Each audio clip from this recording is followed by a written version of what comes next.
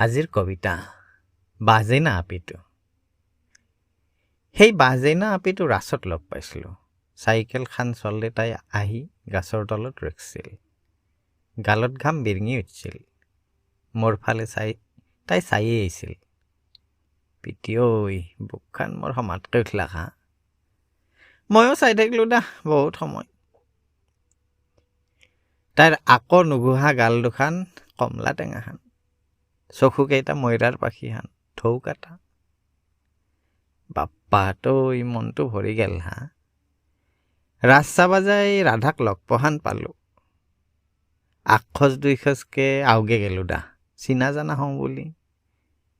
তাই বাজেই না আপি হা। চবে বোলে গাছত উঠা বুলি কোৱে। তাই পহিলা সেই টুকুৰাত চাইকেল চলিছিল, হেকুণ্ঠে তাইক সকলে গাছত উঠা বোলে। তাই মোক ঘৰত মাতছিল বাহজেনিত তাইৰ ঘৰ।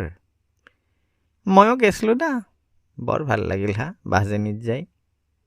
তাই চাহ তাহ দিলাক ভাতো খুৱালাক। ৰাতি একেলগে থিয়েটাৰ চালো ৰাছত। মনটো কিবা সাতখান আঠখান হৈ থাকিল হা গোটাই ৰাতিটো।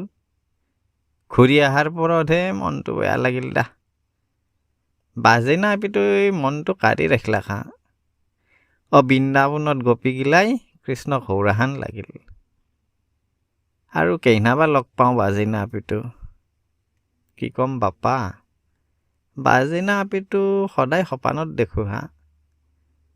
মোৰ কলিজাটো খাব নেকি হা বাজেনা আপিটোই। ধন্যবাদ।